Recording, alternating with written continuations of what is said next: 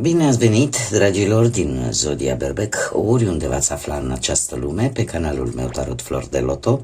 Vă mulțumesc tare mult pentru prezența voastră, pentru aprecierile voastre și pentru comentariile voastre frumoase.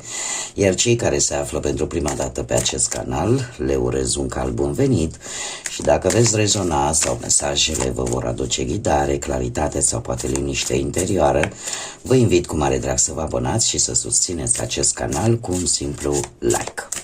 Totul este gratuit, unicul lucru necesar este decât dorința fiecăruia dintre voi și, desigur, nu uitați, fiecare este stăpânul propriului viitor și cel care îl construiește. Așa că luați ceea ce vreți să manifestați universului sau ceea ce voi simțiți că vorbește despre situația pe care o trăiți în acest moment. Este o lectură generală pe care voi o puteți urmări oricând doriți, iar cei care aveți nu doar soarele, ci și luna, Venus sau ascendentul în Zodia Berbec, această lectură este de asemenea și pentru voi. Și haideți să vedem ce este important de știut în acest moment pentru dragii mei din Berbec. Ce este important de știut pentru dragii mei din Berbec este destinul. Întrebare despre soartă, despre destin.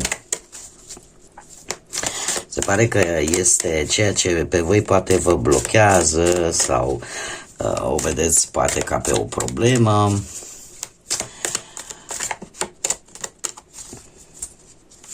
Ceva care pur și simplu vă este poate greu să înțelegeți că sunt anumite lucruri care chiar trebuie să se întâmple.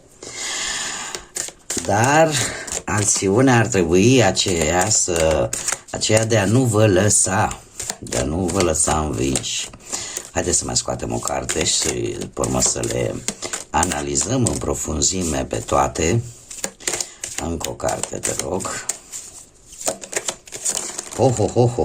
Foarte multe.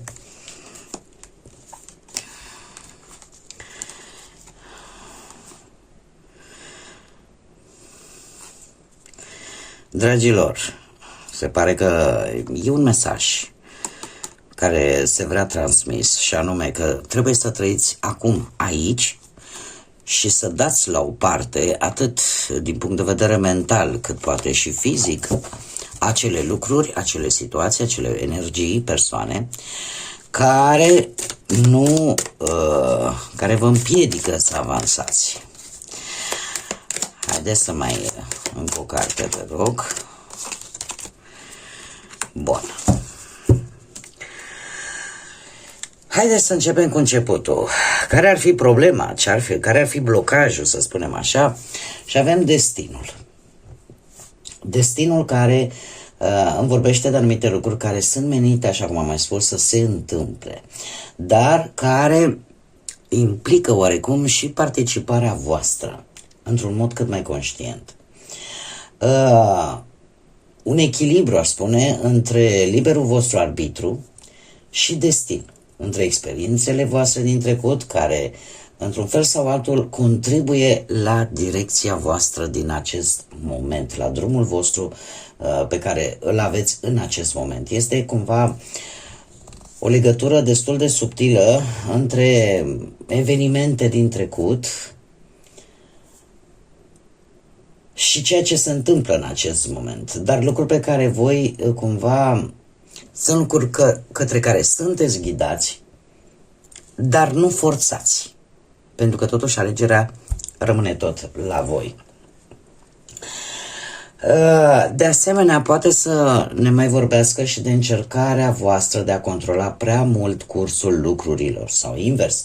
Poate că ați abandonat total implicarea voastră și cumva, poate unii dintre voi încercați să vă lăsați așa, ca totul să curgă, fără să cumva să scăpați din vedere faptul că aveți totuși un rol. Un rol. Chiar dacă nu întotdeauna putem decide totul Totuși există un rol pe care îl avem în acest moment. Avem numerele 17, 47 și 35 sau 8, 11 și încă o dată 8. Faptul că se repetă cifra 8 ne vorbește de acel arhetip al puterii, al celui care manifestă. Vorbim de Saturn, vorbim de o energie yang, vorbim de o energie masculină. Iar dat fiind că l-avem și pe Saturn, care ne vorbește de disciplină, ne vorbește de responsabilitate, ne vorbește de acele limite, de acele lecții pe care trebuie să le învățăm de-a lungul vieții, asta ne poate face cumva să devenim mai ambițioși, să vedem exact ce temeri trebuie să ne învingem, da? Să vă învingeți de fapt, în așa fel încât să creșteți la nivel personal. Trebuie să vă spun că următoarea perioadă pentru voi este o perioadă destul de importantă. De ce? Pentru că se pot decide, se pot îmbunătăți lucrurile, situațiile pe o lungă perioadă de timp. Care ar fi acțiunea? Acțiunea ar fi aceea de a nu vă lăsa. De a nu vă lăsa și de a fi perseverenți.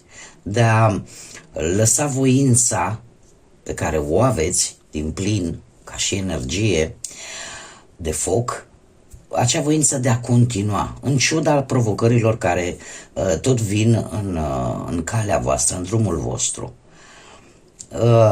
Eu aș spune că aveți acea forță interioară, acea agilitate să vă depășiți obstacolele proprii pentru a ajunge la țelul final. Chiar dacă drumul poate să fie dificil sau poate să fie foarte anevoios, nu trebuie să renunțați. Să fiți perseverenți, pentru că toate aceste lucruri vă pot duce la succes, vă pot duce la acel punct final. Iar direcția voastră în următoarea perioadă este aceea unei inimi fidele. Ce ne spune de fapt această carte? Ne vorbește de faptul că înțelepciunea, loialitatea, legăturile profunde construite cu răbdare, cu experiență, pot să vă aducă acele lucruri de care voi aveți nevoie.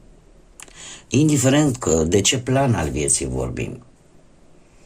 Acele relații autentice, acele comunicări bune, constructive, dar nu trebuie să renunțați.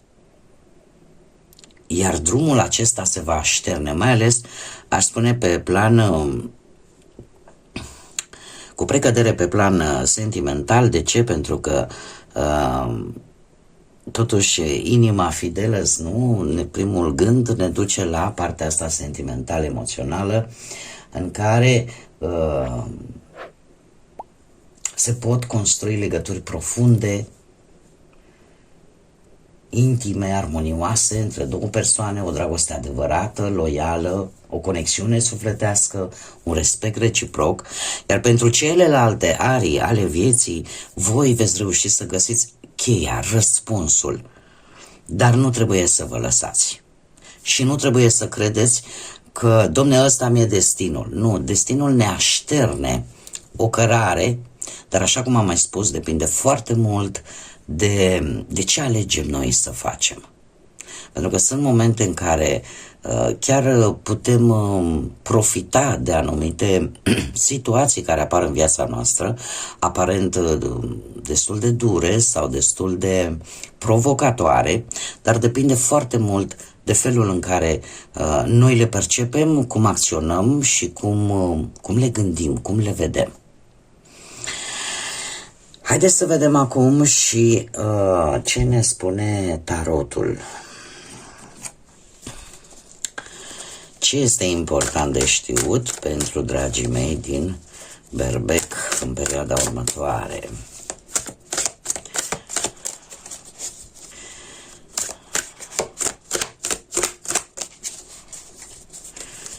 Să vedem.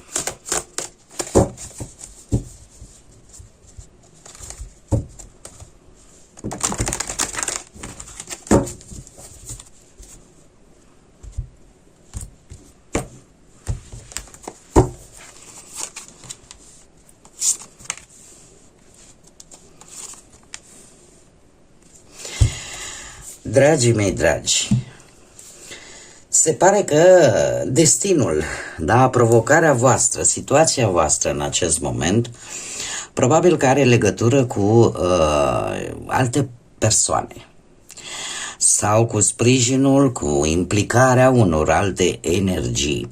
Cu acest trei de monede, îmi spune că ori sunteți oarecum într-o situație în care trebuie să faceți o muncă de echipă, ori că vreți să vedeți niște rezultate efectiv palpabile, ori că poate este nevoie de o anumită colaborare, de un anumit, cum să spun eu, colaborare cu alte energii pentru ca voi să puteți finaliza poate un proiect, să finalizați un plan sau să obțineți un rezultat concret. Lucru care, oarecum, pentru voi care sunteți foarte organizați și cărora vă place să faceți lucrurile voi, singurei, să fiți cei care ia atitudine, care înfruntă provocările singuri. Poate că această colaborare, poate că acest moment în care sunteți nevoiți poate să faceți un lucru în echipă este destul de provocator și care vă îndeamnă oarecum să vă gândiți, domne, dacă poate așa mi este destinul, poate așa, cum să zic eu, cumva e ca și cum ceva vă ghidează să faceți ceva ce n-ați mai făcut până acum. Și asta, într-adevăr, poate să fie provocator. De ce? Pentru că voi încercați oarecum să controlați prea mult cursul lucrurilor și asta vă poate bloca la un moment dat sau poate crea o anumită problemă internă. Acțiunea voastră de a nu vă lăsa, de a nu renunța, este cerută de ce? Din cauza acestui 8 de spade. De ce? Pentru că acest 8 de spade ne vorbește de limitări, de blocaje. Blocaje în mare parte mentale, de frici, de iluzii, de o lipsă de perspectivă, de situații în care oarecum te simți blocat, blocată și la un moment dat, fără să vă dați seama, poate vă impuneți singuri restricții, limitări. E adevărat, în mare parte sunt mentale, dar cheia de fapt este că aceea de a vedea cât mai clar situația și de a încerca să ieșiți din acest blocaj, de a încerca să nu vă lăsați. Paradoxal, așa cum bine vedem, avem încă un 8 de monede. Faptul că se repetă cifra 8 chiar și în cărțile de oracol, faptul că se repetă chiar și în cărțile de tarot, asta spune foarte multe lucruri. Și anume faptul că aveți puterea să manifestați, așa cum am mai spus. Aveți această dorință de putere, de succes, de dețineți acel caracter ambițios, practic, orientat spre rezultate, așa că trebuie să, cum să spun eu, în această următoare perioadă trebuie să încercați să vă asumați și acel rol de a transforma efortul vostru în realizări concrete. Da? Este o energie care te face să acționezi, dar într-un mod mult mai eficient, să obții rezultate concrete. Prin planificare, prin ambiție, în același timp prin manifestarea ceea ce voi vă doriți, indiferent de ce aspect al vieții vorbim. Da? Faptul că avem la această inimă fidelă un 8 de monede îmi vorbește de o atenție la detalii. Acest 8 de monede îmi vorbește de disciplină, de învățare, de dezvoltarea unor abilități. Poate că, nu știu, pe plan profesional îmi vorbește de o perioadă în care voi puneți energie în a învăța, în a vă perfecționa, în a face o muncă constantă care să aducă rezultate în timp. Că poate unii dintre voi, nu știu, vreți să vă specializați într-un anume domeniu, vreți să vă perfecționați o anumită abilitate profesională sau sunteți foarte focusați, concentrați pe un anumit proiect. Lucrul ăsta vă poate aduce, de exemplu, nu știu, tot felul de realizări și nu numai din punct de vedere material, realizări și din punct de vedere emoțional intern, o satisfacție atât materială cât și emoțională. Nu știu, poate dacă vorbim de bănuți,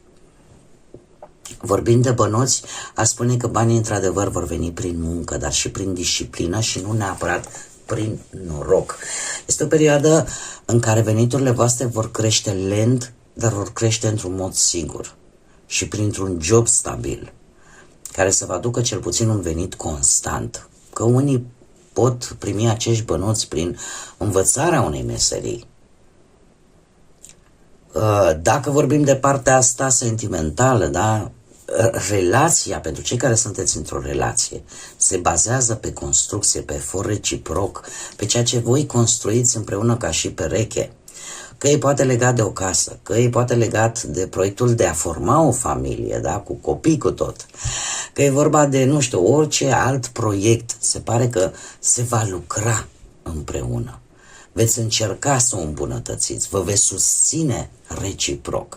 Și chiar și cei singurei, sunteți într-o perioadă în care vă concentrați foarte mult pe dezvoltarea voastră personală și profesională. Chiar dacă relațiile nu sunt prioritatea voastră principală în această perioadă, cei singurei veți vrea să puneți pe picioare înaintea unei relații, veți vrea să investiți mai mult în voi și în viitorul vostru. Iar această inimă fidelă e ca și cum mai spune pentru cei singuri, sunteți într-un moment al vieții voastre în care vreți să faceți ceva pentru sufletul vostru, pentru ceea ce voi vă doriți cu adevărat înainte de a vă angaja într-o relație. Haideți să vedem și ce mesaj avem de la oracolul spiritual al animalelor. Și avem iubire. Avem căprioarele. Și cine spune? Fii gentil, fii grijuliu cu tine însuți însăți. Te poți vindeca cu puterea iubirii. Vezi lumina din lucrurile care te înconjoară. Cunoaște-te pe tine cu căldură și cu grație, cum să spun eu, cu drăgălășenie, ca să spun așa. Este de fapt un îndemn, un mesaj în care ți se recomandă în următoarea perioadă să nu vă mai pedepsiți până la urmă pe voi. Sunt momente în viața în care, de fapt, puterea nu este de ordin fizic sau mental. Puterea vine de fapt prin înțelegerea fiecăruia, cum te vezi tu. Faptul că chiar dacă sunt momente în viață în care nu putem fi la fel de puternici cum am fost înainte, această aparentă vulnerabilitate de fapt ne arată că suntem oameni și că vin momente în viață în care trebuie să ne gândim la noi și trebuie să ne apreciem pe noi, să ne tratăm pe noi cu aceeași drăgălășenie și cu aceeași grijă pe care poate o avem față de alții de lângă noi. Nu trebuie să fiți puternici în fiecare zi. Nu trebuie să credeți că a te arăta vulnerabil înseamnă de fapt a arăta că nu mai ai putere. Sinceră să fiu, mi-este destul de complicat în acest moment să vă explic. De ce? Pentru că este un paradox. Este un paradox. De ce?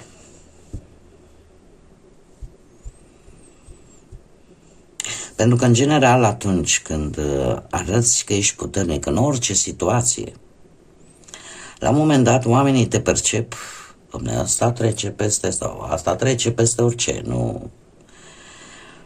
Dar trebuie să ne permitem să ne arătăm vulnerabili, să îi lăsăm pe alții să vadă că și noi suntem oameni, că fiecare dintre noi avem momentele noastre de vulnerabilitate, iar cei care sunt cu adevărat lângă voi vor înțelege acest lucru. Era o melodie frumoasă a formației Holograf și Băieții plâng câteodată, pentru că adevărul este că puterea, de fapt, cea mai importantă este atunci când, în momentele în care te simți vulnerabil, în momentul în care te simți jos, să poți să plângi fără să-ți fie teamă că vei fi rănit, să poți să permiți celor din jurul tău să te înțeleagă, să vadă de fapt că și tu ești om și că fiecare dintre noi avem momentele noastre de slăbiciune și doar în felul acesta putem fi înțeleși cu adevărat de cei din jurul nostru, de nucleul cel mai intim al fiecăruia dintre noi.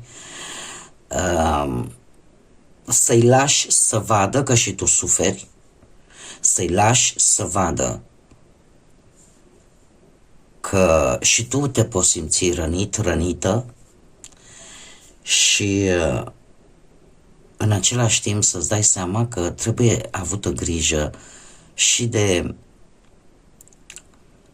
de tine, tu de tine. De fapt, mesajul cam aici aduce. Te poți vindeca cu puterea iubirii, să vezi lumina în toate lucrurile, cunoaște-te pe tine, dar într-un fel, cum să spun eu, mai sensibil, într-un fel mai intim, într-un fel pe care poate până acum nu l-ai scos la suprafață. Interesantă lectura voastră, nu, dragilor? Bun, cam acestea au fost mesajele pentru voi.